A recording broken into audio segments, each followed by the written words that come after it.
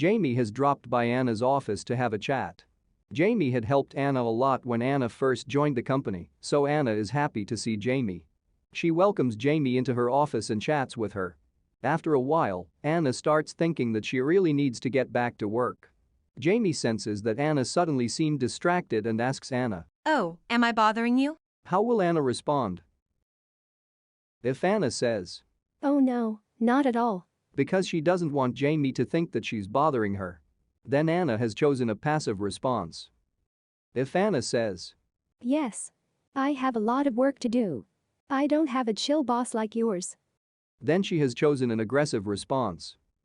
If Anna says, "Well, I need to complete a report for Michael before lunch, but I also really want to catch up with you. How about we meet up for lunch?" Anna has chosen an assertive response. People who have a passive communication style tend to lack the confidence to express their thoughts and feelings. They want to please others, so they hide their own disagreement and avoid confrontation. They also tend to think that their needs are less important than others and they have fewer rights than others, or that their contributions are less valuable than others. Passive communicators can sometimes feel like they're being used by others. On the other end of the spectrum, have you seen people so angry with someone that they lashed out at that person and demeaned or belittled that person? This is a sign of aggressive communication style. People who react aggressively express their thoughts and feelings at the expense of others. They may bully, intimidate, or threaten others. They may use offensive language and shame others.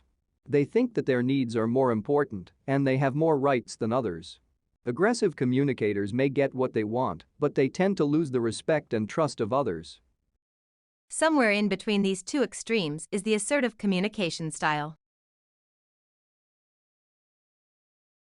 Assertive communicators are self-assured and confident, without being aggressive or entitled. They express themselves clearly and courteously, while respecting others' thoughts and feelings. Behaving assertively can help us to feel more confident, earn trust and respect from others, improve our communication, create win-win situations, and create honest relationships at work, all of which contribute to more positive workplace relationships and experiences. Here's an example. Lena sounds apologetic and timid, as if she thinks she or her needs are less important than Sam's. Jessie sounds more confident and yet still polite and respectful. She's also complimenting Sam and giving him a reason to give her his time. Here's another example. Kim sounds apologetic and uncertain. In contrast, Joy sounds confident yet polite and respectful. Assertiveness enables us to manage difficult interpersonal situations and conversations objectively and professionally.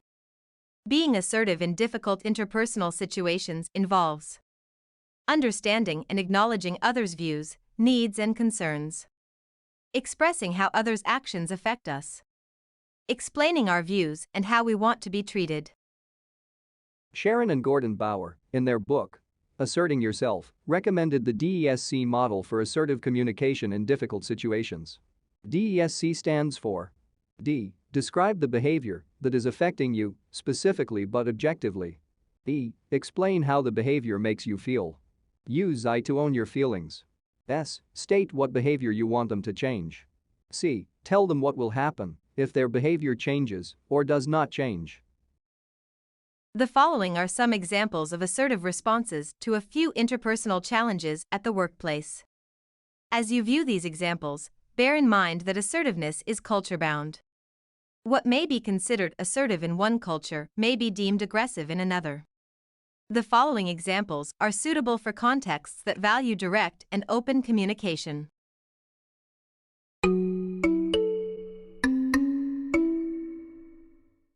Boss, I understand that you need someone experienced to take on this new project.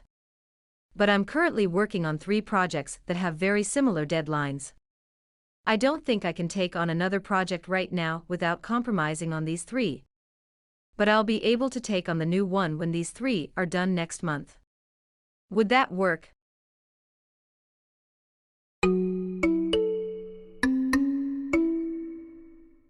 This is a tricky one. We first need to consider 3 things. Is it worth speaking up in the first place? Do I have sufficient solid evidence or strong enough reasons to support my disagreement? Is this the right time and place to speak up? After considering all these questions, if you decide that you do need to speak up, then here's how you could do it. First, show that you understand the boss's rationale. Then, ask if you may share your perspective. I can see why you're suggesting Plan A. I have a different perspective that I would like to share with you. Is that okay? One thing we need to remember is that assertiveness is not a magic bullet. Whatever the boss finally decides is his or her prerogative. Being assertive does not mean that we'll always get the outcome we want, but it enables us to voice our views and not feel helpless about not being able to speak up.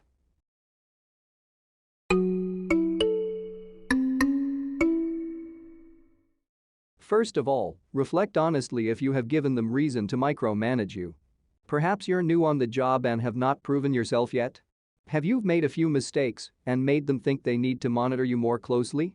Perhaps they had a bad experience with a previous employee and now feel a need to monitor you closely.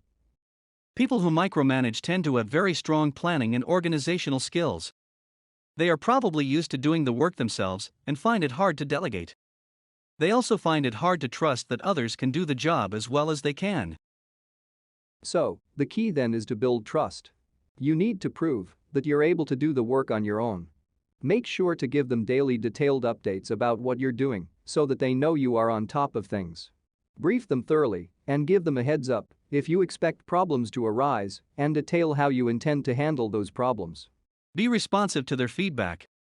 Show that you can follow their instructions promptly, efficiently, and effectively. Hopefully, over time, they'll see that you can indeed do the job independently and effectively.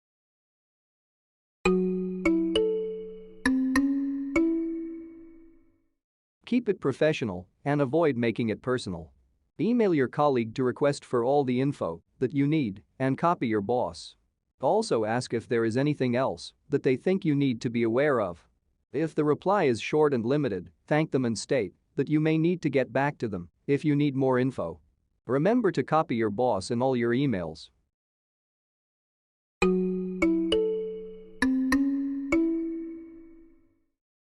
Speak up and show that you have also worked on the project. For example, I would also like to add that Damien and I were very worried about this. We couldn't decide whether to do A or B, but in the end, we decided to go with B because… Beyond the words and expressions we use, assertiveness is conveyed in our tone of voice, eye contact, facial expression, gestures, posture, and body language. If you are not sure how your nonverbal communication comes across to someone, have a trusted friend or colleague give you feedback. Assertiveness is culture-bound and situation-dependent. What may seem rightly assertive in one culture or situation may be viewed as aggressive in another. Similarly, what may seem passive in one culture could be deemed appropriately respectful and modest behavior in another. In addition, it's also helpful to consider the following aspects. Power dynamics. In some situations, it may be necessary to take a more passive approach and defer to, or give face to, people who have more knowledge, experience, seniority, or authority. For example, in high-power distance cultures and organizations, where there is respect for age, titles, and authority, people are expected to follow rules and do as they are told. In such contexts, assertiveness could be construed as disrespect or even insubordination. How you want to be perceived. People who are constantly asserting themselves and their views may come across as uncooperative or pushy. Sometimes, in some situations, adopting a less assertive and more passive approach, giving in once in a while, can help us come across as more cooperative and supportive, and this helps us build goodwill and trust with our coworkers. Or in some situations, when the boss assigns you a task that is not within your job description, saying yes could be helpful when you negotiate for a promotion, especially if you have achieved good results in the task. In other words, we want to be strategically assertive. How comfortable we are with speaking up. Being assertive does not come naturally for everyone. Also, we may sometimes feel more comfortable being assertive in some situations more than others.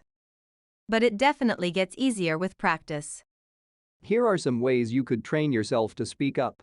Start with low-stakes situations, such as telling the restaurant server attending to your table that the food is good, or politely making a request such as asking for a different table.